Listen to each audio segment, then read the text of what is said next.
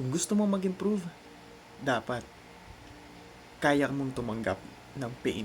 Kaya mong tumanggap ng paghihirap. Kaya mong tumanggap ng suffering. Because pain is part of success. Pain is part of improving yourself. Kung ikaw yung tipo ng tao na ayaw mong dumanas ng hirap, ayaw mong dumanas ng pain, ng suffering, well, hindi mo mararating yung gusto mo na success. Bakit ko sinasabi to? Because yung pain, madaraanan natin yan towards success. Marami kang mga bagay na isasakripisyo. Marami kang bagay na kailangan mong kalimutan. Marami kang mga bagay na makakasakit sa'yo. No? Pero lahat ng yan, it's not there to stop you. Hindi yan nandyan para patigilin ka sa pag-abot mo sa mga pangarap mo, para sa success na inaasam-asam mo. Nandyan yung mga bagay na yan para patatagin ka pa. Para sa susunod, hindi ka basta-basta mabubuwag. Imaginein mo yung isang tao na hindi nakakaranas ng pain.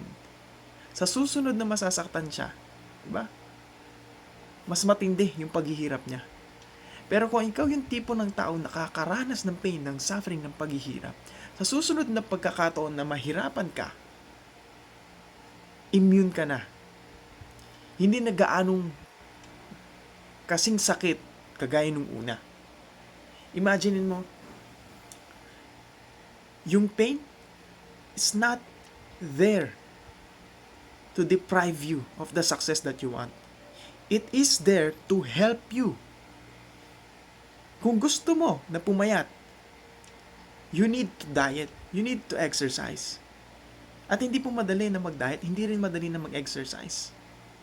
Pero, hindi ka papayat kung hindi mo gagawin yung mga bagay na yon.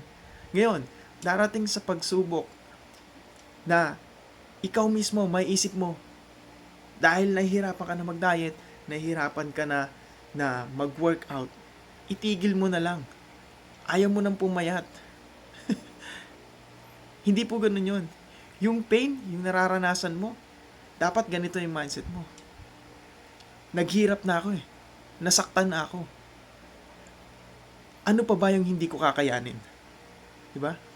Nahirapan na ako na pigilan yung sarili ko na kumain.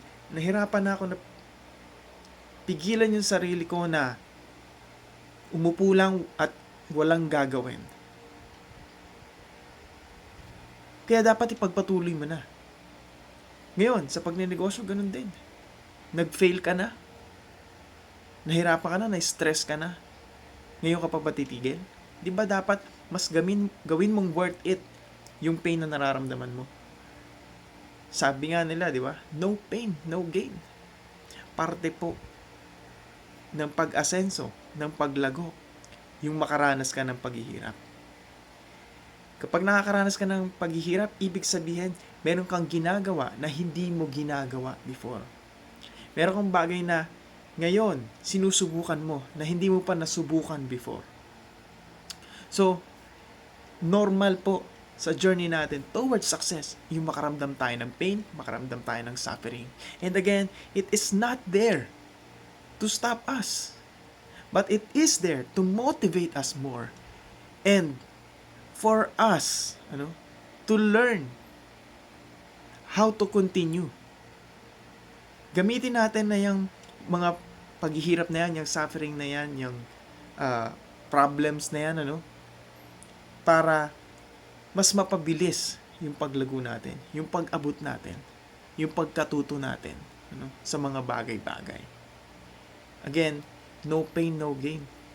Huwag mong hayaan na dahil nakakaramdam ka ng pagod, ng hirap, ng sakit, ngayon, ihinto mo na kung ano man yung ginagawa mo para maabot yung mga pangarap mo. Lagi mong iisipin, pain is there not to stop you, but to make you stronger, to help you grow.